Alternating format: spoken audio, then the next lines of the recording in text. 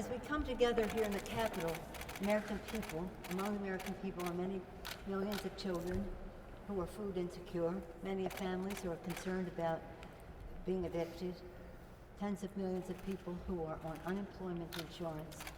We have to come to an agreement that meets the needs of the American people. That is the standard. This is an unusual negotiation, as I've said before, because people are dying. And so there's an urgency and a value that we have to address that is in the here and now. And so time is of the essence. The leader and I are determined that we will come to agreement, but it has to meet the needs of the American people. That is our purpose here. And it has to be done in a timely fashion because that is what is happening. That we've got to end the virus, that we can open our schools and open our economy. We've got to help state and local governments so they can meet the needs of people, and we have to put money in the pockets of the American people so that they can stimulate the economy, spend the money, inject demand, and the rest. And we have to do it in a way that is respectful and not disdainful of America's working families, as if we have to subject any dollar they receive to a scrutiny that we would never give to some big tax break for wealthy individuals. So this is the challenge that we have. And again, it is about some issues that are important to us that are not big dollar figures, but are important to us. And that is honoring our responsibilities to the American people in terms of the postal system, motherhood, apple pie, the postal system, all-American system, as well as how that has an impact on the life of our democracy. So the lives, the livelihood, and the life of our democracy. That is what we are having a discussion about, and I feel optimistic that there is a light at the end of the tunnel. But how long that tunnel is remains to be seen. I yield to this. Let me first say we did meet, as the speaker mentioned, with the head of the Postal Service. It was heated discussion.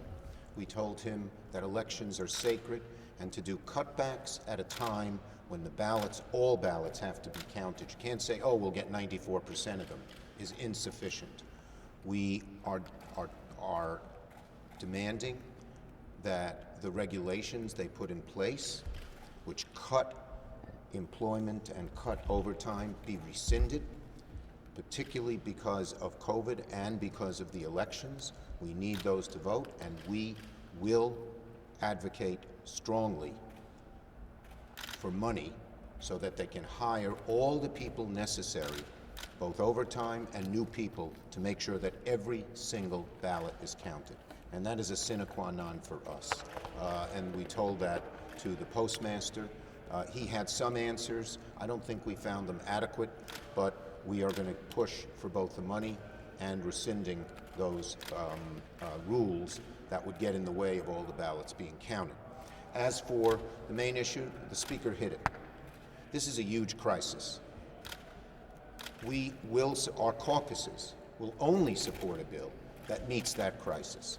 To have a skinny little bill to say we'll just pick one or two things and do those and walk away from all the other responsibilities when we are in a deep recession, when we are in a major health crisis, is not living up to our obligations to the American people.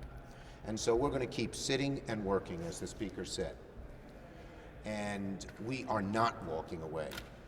We heard that that Mr. Meadows said in the lunch if he doesn't come to an agreement on Friday, he's going to walk away. We confronted him with that. He said he didn't quite say that, but a number of senators said he did.